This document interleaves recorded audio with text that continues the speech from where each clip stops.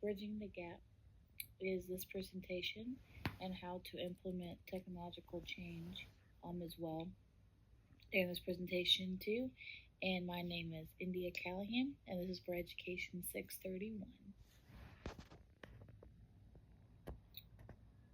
Different types of adopters is the innovators, is the risk takers, and they're willing to try new products at some risk.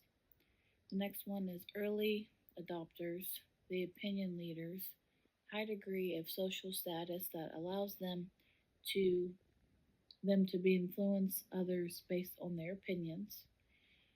Early majority is the cautious adopters, learn about innovation before adapting. Late majority, the skeptics, they usually are suspicious of the new innovation. Last one is laggers, is that they're like the last to try and they're not really easily convinced as well.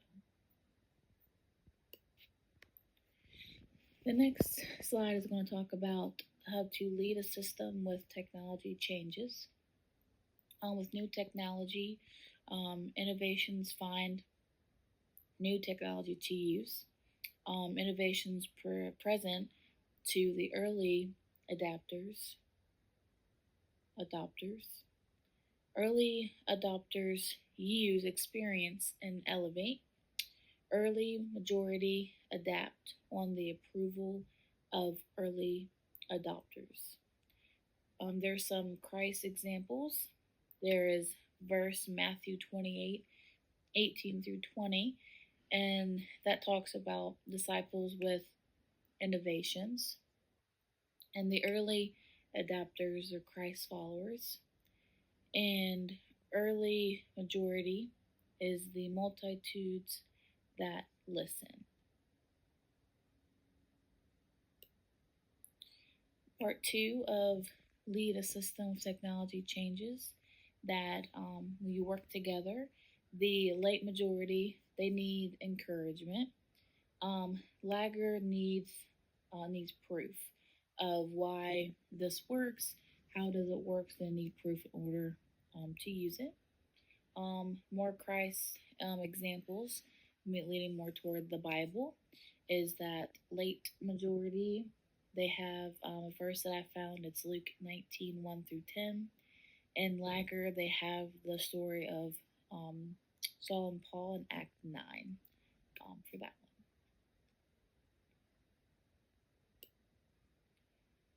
Lead a system in a way that models Christ. We need to remember that we are a child of God. Example of working with others. Christ has lived and died for each of us. And Christ centered in all aspects of life. We all need to be disciples while we're teaching with anything that we're teaching. So I put those points in there. Next is some Bible verses that I found. One is Proverbs 22:6. That's saying, train up a child in the way he should go. Even when he is old, he will not depart from it. So that means when you are teaching, you're training up these children in order to follow Christ one day, or he has accepted Jesus into his heart or her heart in your classroom, but you want to allow them to also go out in the real world and be disciples as well. So you're teaching them that. Another one is Hebrews 10:24-25.